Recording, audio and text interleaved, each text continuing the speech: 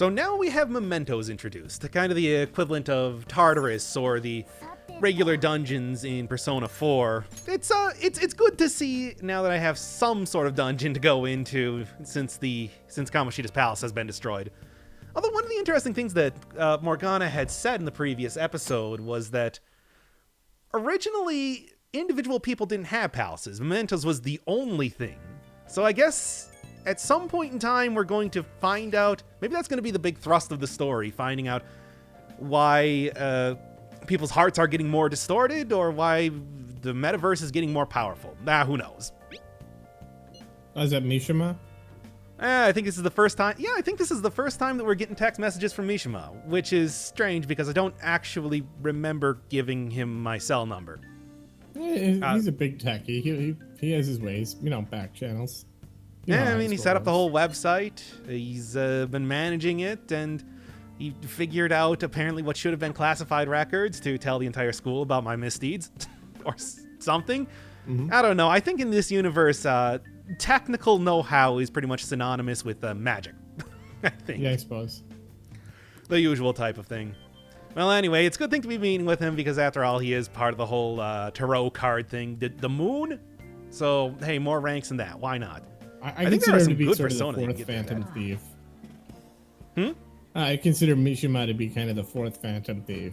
I don't know. He's kind of an orbiter. Clearly, the weird thing is he is clearly trying to force his way into the group. I mean, he set up this whole website. He's meeting with me personally, but he doesn't seem to be actually all that interested in getting involved, aside from being the, PR guy, as he just said. Yeah, there's no point in taking down people. Great to see that he also has his priorities straight. Running he's just openly talking about you as the fan. Yeah. Yeah, and I mean, I guess at this point in time, I really can't deny him. It was the most obvious thing. Kamoshida pretty much said, hey, main character and what's-his-face, Ryuji, I wronged you as much as everybody else. Yeah, and he's like, oh, yeah, but I also want to know how you punish people. Except, no, wait, no, I'm not going to ask. Because I'm looking at this right now. I'm looking at his insane dedication, and he seems like a pretty good friend and everything. Is he blackmailing you? He just says, no, of course not. Reputation for being so secretive. I mean, after he told you that he knows, I feel like I'm a little bit worried, but I don't know, whatever. He is putting his He's a big pulling fan. all-nighters, having impossibly high expectations of you, being the sole source of information, this line right here, to the outside world. My mercy. Huh? Originally, I was thinking that Morgana was going to be the one to betray the team. Yeah, it's Mishima. Mishima's going to do it. All we got to do is disappoint him once, and he runs the website. Well, I mean, you'll be at his mercy. Will be at his mercy. And also, he doesn't have a persona, so if he gets taken out of the whole rotation, then, the gameplay isn't affected at all. So yeah, I'm fairly certain that Mishima's going to be the one to betray us. He also knows everything about the Phantom Thieves. I have to say, I think he's a good guy. Look at all this unpaid work he's doing. I mean, it is... Yeah, look at all this unpaid work. Boy, if he ever thinks that we're going to stop appreciating him as much as we do... Oh, yeah. He really has just immediately turned from a fan into a stan, hasn't he? I think he's a big... he's a stan in the classic sense. In the classic sense. In the sense that he's going to destroy... Well, I guess not you, but a lot of people. Did you see the main character at the start of the game? Mm-hmm. Now, the main character has any agency over this conversation? Oh, main character just shows up and does... It is so bizarre that the main character... You would think that he would have more to say about this. Like, yeah, I don't know if... I mean, you sure you should be doing it all? You don't overwork. No, he just sits here stone cold staring at Mishima. I might be overworking myself, though. Would be a shame if anything happened to these precious eyes. These precious... Wait, what?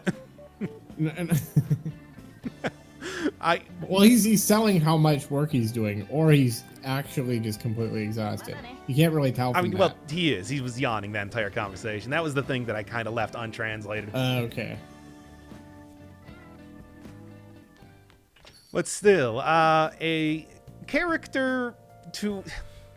I mean, I think that much like how they maybe had Sakura turn into a curmudgeon with a heart of gold a little bit faster than I expect them to, I think they're, like I said, fan to stan transition being a little bit faster than I expect for Mishima. Yeah, everything in this game takes like 2 hours to say anything, and now they're just like, and now clearly Mishima is just like insinuating himself in your life. Like to Ryuji, this is what light speed looks like. You know, I'm gonna be honest, I still don't know if we're actually supposed to read him as that, or if he really is just super dedicated to the cause. But the fact that we know that somebody is eventually going to betray the team, and he's sitting here being like, yeah, you know, I have all of the power over your public relations. I think Wink, and I'm willing to help you out. I gotta say, it would be so metal if it actually was like Ryuji who betrayed you, and obviously how would that? I still don't see. I mean, yeah, that would actually be a pretty good twist, because why? Why would he do that? He's the guy who is the most into this and is also kind of an idiot. Well, yeah. I mean, he's like a border collie. Let's be honest. He's just your friend who's outgoing and just, you know, always has his ears perked up, and he's not very smart, but he's pretty smart for a dog. I mean, by the way, I'm gonna be cutting out the rest of these home shopping networks. I don't even know why I included it here. Like from this point on, I guess it's because you do have unique dialogue whenever they have a new product up, but I'm just like, why did I even bother? You're trying to get that 100%, even though you won't admit it to yourself. Oh, but at the same time, I already cut out so much, and that's a very... Whoops, forgot to take out that. Sometimes I just do stuff to amuse myself. Anyway, if you've ever read the transcripts... anyway, so yeah, the original thing I was thinking was that Morgana is such a mysterious, weird character that surely he must be, but it's just such an obvious direction for this to go now. So anyway, more studying. I mean, blah, blah, blah. Tests are coming up, and apparently Morgana has a bunch of different lines, much like when you're doing laundry. So the one that I got in the English version, the one I got in the Japanese version was different. Got an untranslated one there. Chalk it up on the board. Still not more than 1 point in intelligence. That seems to be the hardest one to raise. That was such like Morgana was just so like, oh, what a freak. Like Morgana's just like, oh, you Betty time. Well, he's just got like his eyes like wide the fuck open. I mean, he always does. But. Don't you remember when I said that if they're gonna make any memes about Persona 5, it would be about Morgana telling you to go to sleep? I wasn't kidding. Oh wow. Morgana is there to make sure that you get 8 hours of rest every night, all nights. Yeah. I wish I had that when I was a kid. A cat that would talk to you? I guess. I don't know. I think that would be a weird power dynamic. Yeah. I mean, like somebody who forced you to go to bed for 8 hours. I guess not like like they wouldn't force, but they encouraged you, and they were also a cat. That'd be pretty cool. I don't know. I mean, look, here's the thing. Main character, total walking doormat. Kind of.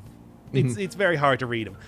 But would you listen to a cat if it told you to go to sleep? I would not be able to get to sleep with that cat in my house. Yeah, I mean, I would be afraid that it would, like, fall asleep on top of me and smother me like Hungry Joe. I mean, I don't even... I'm ascribing malice to a cat like that. Those eyes... They would scratch you out. It would scratch you with you. Anyway, so Anne's thinking that somebody's been watching her. Now, the obvious answer is that it's Rockwell, but he's usually the one that's getting watched, not watching other people. So my idea here is that the most obvious answer is the next party member. We saw him just straight up watching us from a distance in the previous episode. Yeah. Second one, maybe Bald Sunglasses Man, or... more likely one of his goons is watching Anne, or the group at large. Who knows? But the other idea that I have there, now that they've kind of introduced this concept, is that one of the things that happened very, very early on in the series is that the main character, while walking around in the school shortly after getting out of the metaverse for the first time, escaping, I suppose, was that he briefly saw the school transform into Kamoshida's palace before turning back.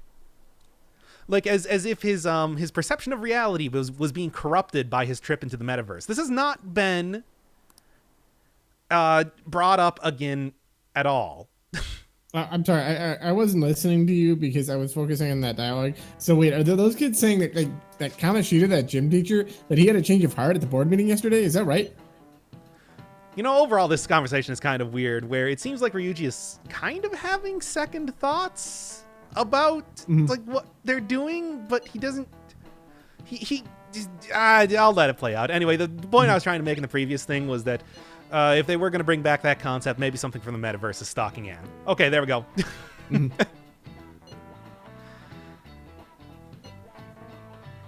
Yeah, thank because you. after he had that change of heart at the board meeting. Yes. And as much as I would like to say, are you sure that... What I want to say is, and you're very obsessed with the punishment of this man. And this is what I was talking... This is what I was going to be talking about. Yeah, Ryuji... But the thing is, he actually did all of that stuff. This is not, like, unfair... sort of... You're not unfairly maligning him. You're fairly maligning him, but it's also like, yeah. Yeah, but it's the idea that it's... I don't know, I feel more sympathy for him because he seems to have changed his ways, but I don't really know what to make of that conversation. I'm just going to say that. It's just pity. I mean, Ryuji's he's a bro. He's clearly, he cares about what happens to other people. He cares what's going on in your life. He wants to know how you're doing. And, I mean, he's not just going to say, you know what, just sever somebody's head off and, you know, don't even acknowledge what you've done. No, he's going to be like, I don't know about that. Maybe he could be a pro if he just tried harder. So anyway, now that we know what's going to happen, we got to choose our next target carefully. Anyway, let's immediately go after the first person that's presented in front of us. Man, Mishima is just a snake. He's like, this is like, what, we're 10, 15 minutes in right now? Like, he's just going to town. You just went ahead. So now that I have made the decision for who your next target is going to be, I suppose you should probably do that. Bear in mind that I am running the only source of information about your group to the entire world, and just try to tell anybody that I'm harassing you because your identity is secret currently. I don't know if he's supposed to be villainous, but I'm pretty sure he is. Oh, he's making a power play. This is like what it looks like on the first day of like the revolution, like, or this is how. Well, the revolution against 3 people and a cat. Well, they're the Phantom Thieves, and he's gonna be a Phantom Thief. That's how he looks at it. It's almost more like he's controlling the Phantom Thieves, and yet it's just like everybody's, you know, hey, Mishima's taking care of all the heart. I don't know what to make of this plot. Mishima is just a stone cold, like, he's a power broker. He's a kingmaker. He's a king. Hell. Do you think that he's gonna get his own palace? Oh, I mean, I feel like if he doesn't have one now, then it would be really cool if he got one. Yeah, that'd be awesome. That would actually be kind of an interesting way for the story to go. I mean, somebody that is not. Oh, I'm sorry. Yeah. Are they like? Is there some organizing feature of the bosses, so to speak? Like, do they all have like represent one individual sin kind of thing, or one of the deadly sins, or some sort of like season? So. The achievement that you get when you beat Kamoshida is that, like, the Palace of Lust, and I guess he's supposed to be lusty or something. And it seems like if I was going to ascribe something to Madarame, given how little we know about him, it would be like he's greedy. So maybe? I mean, I'm kind of... Well, first off, I know why you're bringing that up. It's because I brought this up off camera. I've been rolling it around in my mind, but we've only seen one major boss so far, so... Ryuji, you know that's not going to happen. What do you even? Why do we need an explanation for this? I mean, last time we just went out and beat up Nakanohara.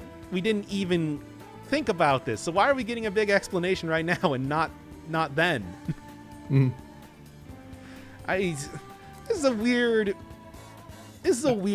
order of events. It feels so stifling when, you know, I don't know, like Morgana's just like talking about, I mean, the other thing is that why are we getting the full explanation for this? I mean, actually, this is pretty good for you because you didn't see when they were talking about the Colin Carney before. Mhm. But still, it's like, and yet, yes, we know, we all know this already. Yes, fortunately. Yeah. I just... Was he being ironic, like when he said that? Oh, absolutely not. Morgana is very forward, too it. forward, as we've established before. Also, come on.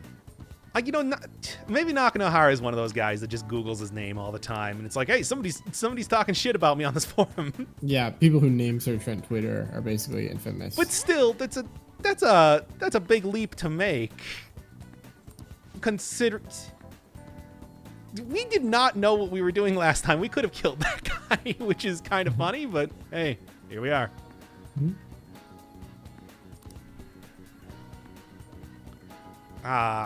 Yeah, you can tell really how this is a democracy. Target, which Mishima chose for us. And, of course, the main character is really the only vote that matters. Mm-hmm. Anne is clearly very against this and wants to go back to studying, but, well, there's going to be more than one kind of bullying going on today. So, wait. Abusing, blackmailing kids? So it's not just like a bully, it's also like, this is like an abuser. I guess same thing. Actually, despite the fact that we can literally go right into Mementos to, just go beat him up because we got a name and that's the only thing that matters, I am going to go and meet with this guy. I mean, Mishima said that he hangs out in front of the school gate all the time. So we're doing this, right? Morgana just stares intently at Anne. It's like, yes. But no. Yeah, he's hanging out in front of the school gate, and you can actually go meet him there. So I'm going to do that because... Like, why are we going to go after this man? We've never even met him before. Yeah. I guess we did that with Nakanohara, but at least we know where this guy is. Mm-hmm. And then I forgot which button was which and went into third eye for a second. It's so weird when you actually are walking around now. Like, it feels like you have like 20 minutes of cutscenes and then it's like, oh, well, you got to walk from like the other side of town now, like for a couple minutes. Is that what it's like? And here, I was looking around for the guy. People chatting about the Phantom Thieves, but there he is. He's going to have a change of heart. Real dialogue from real people. By the way, this guy is listed as a fat kid. Wow. Hey, we're done with the volleyball thing. Kamoshida's in jail or something. You two-legged volleyball? What does that mean? He's fat, I guess. Oh, I see. They're mocking the fat kid. Yeah, it's so there you go. That's the guy we're going after. Oh. That's his terrible bullying. Wow. Well, let's go beat him up or something. I don't know. Whatever we do to the shadows. I mean, we beat them up and then they change their mind. It's simple yet still. Let's just go. Aren't they in high school? Like, how the fuck? You wouldn't say they're in high school right now. That's the age where nobody would ever say two-legged volleyball. That would actually get your ass kicked. Like, you would become the victim of bullying if you said that. Well, I've got news for you. Okay, let's just get on with this. Like, even if the person you were like, like bullying was like 12, they would just turn around and they'd be like, "No, just like, really? You're the victim now. I'm the bully. I'm gonna fuck you up." Now I'm the bully. You two-legged volleyball? Yeah. You know what? And he body slams him. Yeah. Just like, how's this for a two-legged volleyball? Yeah. So anyway, yeah, there's a little bit more to Mementos now. We can actually just warp around to the last, well, two major checkpoints, which is kind of nice. So you don't need to go through the level 1 monster floor each time. Oh boy, finally we can talk about this dang old pollen. It has been everywhere. I'm so glad that we have, what is this, the second extended cutscene of the episode to talk about it?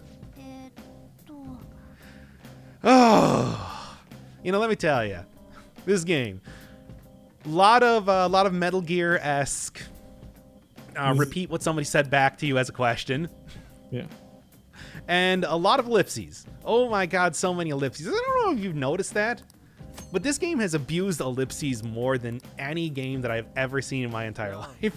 Well, I think the Japanese language is beautiful because you can actually write an ellipsis. You can write it horizontally or you can write it vertically. I guess.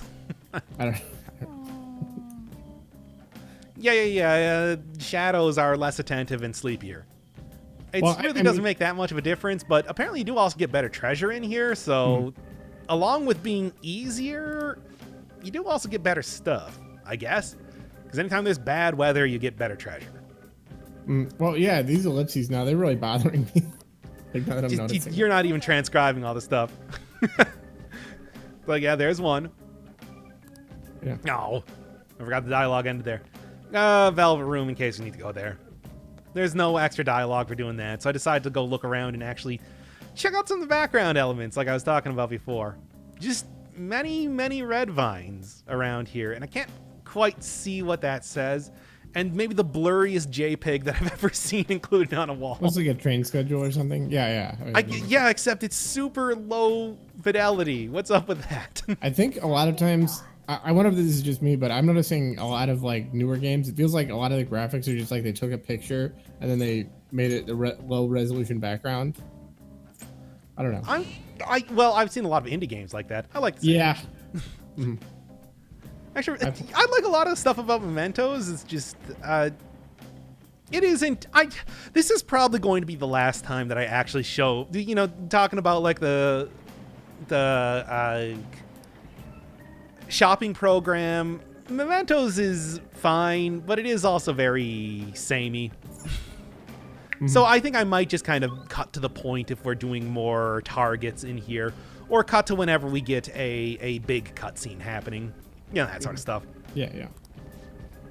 Because as you can see, it's just the same thing as the previous area, but with a different color filter on it.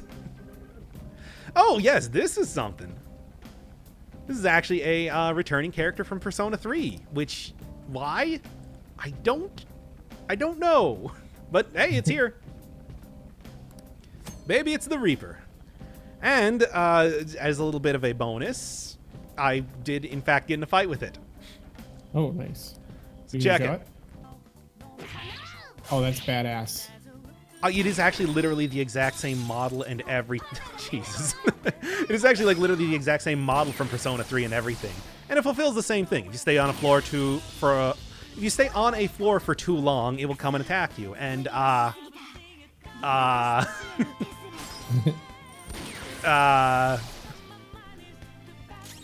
like its big,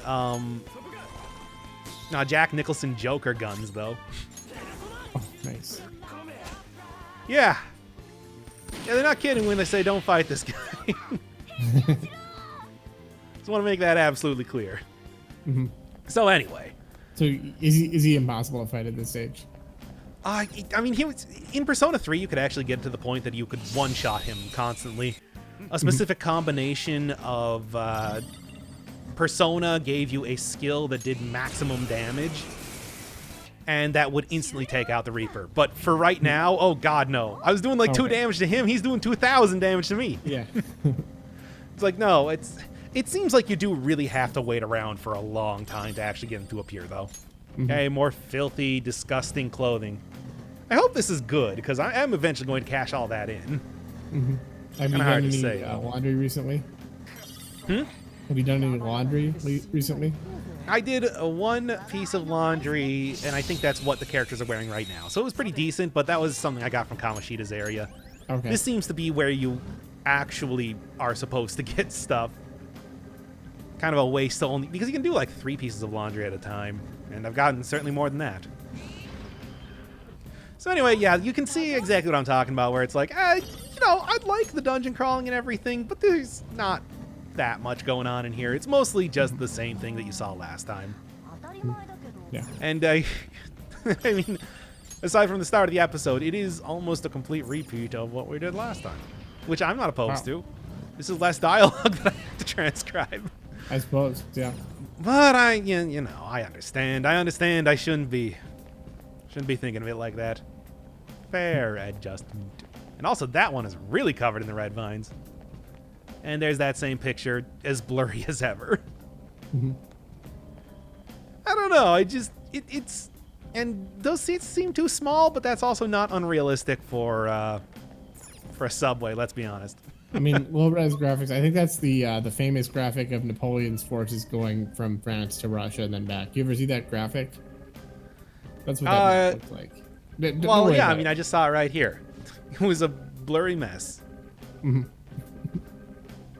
I loved how it looked like a low-res JPEG. Take more than a few intruders. Oh, yeah, security levels are a thing in normal palaces, but not here. You would have to do something so bad the entire public sees you as an enemy. Mm-hmm. Mm-hmm. Well, it's a good thing that we got Mishima on our side to make sure that the public will definitely not see us as an enemy, as the single iron-fisted dictator of all the information about our group possible. I mean, I just see Mishima is such a king, just such like a commanding You already authority. said that. He's got no, I know, but I mean, he's just like he's got so much more personality than like your character. Like he should be in the lead, really. Like why the fuck wouldn't he be? I still say Morgana should be guiding Ryuji, and that should be the plot here. Yeah, let's go. Much like last time, the big, huge, swirly vortex, the big swirly thing in the middle of the dungeon is where we're trying to go. And there he be. Unfortunately, he doesn't get his own, unlike Nakanohara, he doesn't get his own avatar. I guess they're going to be a lot more... I don't know if he means that it's bad, like the quality of it, or if he's a very harsh bullier. If we don't make him have a change of heart, his bullying might get even worse. I mean, he's got a shadow. The only thing worse is that if he got his own whatever, hey.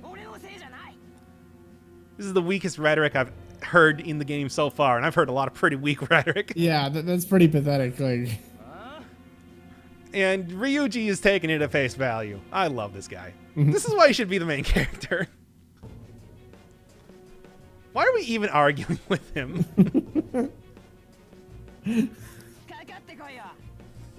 Kinda. Look at Ryuji. And tell me that we're not a gang.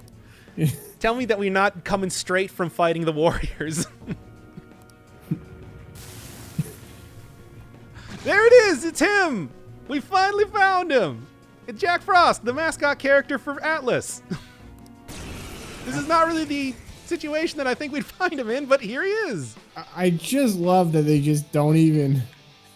They don't even acknowledge the fact that he is Jack Frost, the mascot character for the development company.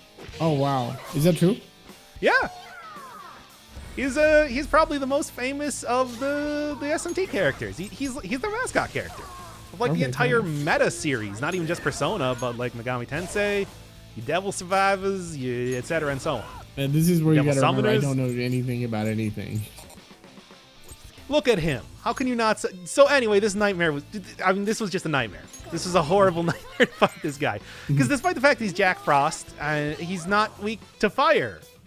And also, he has the ability to use Lucky Punch, which has a high critical rate. And criticals mean that they get to go a second time.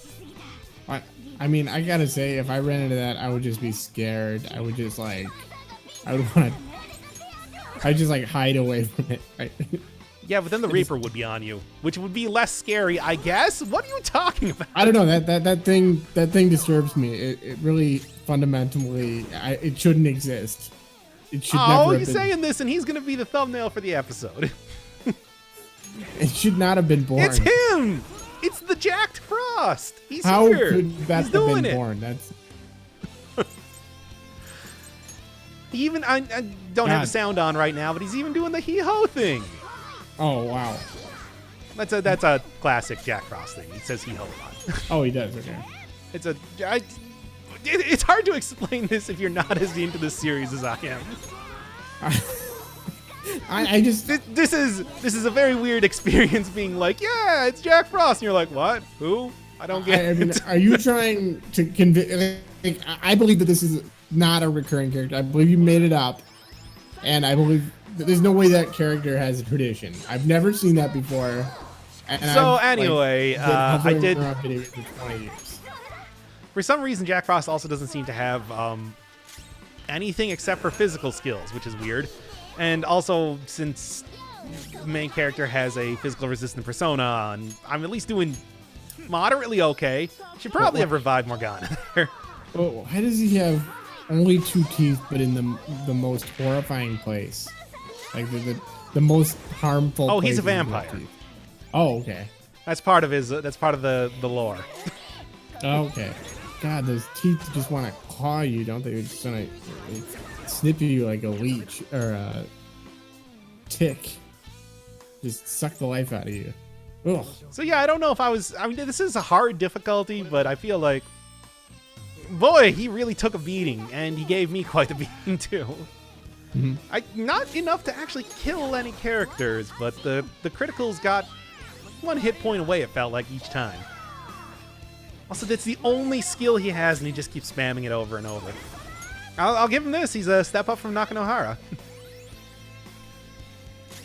This guy. Oh, anyway. By the way, who's the 4th guy in your party? Oh, never mind. That's just Ryuji, and then Morgana. Oh yeah, and since I got Ryuji's friendship level up enough, he can come in as a striker for a little bit of a critical, which is helpful because boy howdy did I need that. Oh my god, will you just go down already? You heed your last hoe, Jack Frost. I swear to God. And there, use my own lucky punch, except it missed. I hate this game. God, it looks like I don't know, like the Jack in the Box character crossed with like the blue referee Marios in Mario Tennis. God. You know, Jack Frost was actually the star of the first Megami Tensei game to ever come out in the West, which was Jack Brothers, which I guess is technically not, but come on, these characters are standard in the series and were up until that point. That was the first localized game starring Jack Frost and Pyro Jack, who looks like a jack-o'-lantern. Okay. So anyway, oh no, the bully! It is revealed that he has been bullying people, which is something that I very clearly foreshadowed earlier. Didn't you show it? No, he wasn't the one getting bullied there. He was bullying the fat guy. Okay, yeah, I see. Yes, and yes. So maybe he doesn't need a change of heart after all. He just needs a change in the power structure.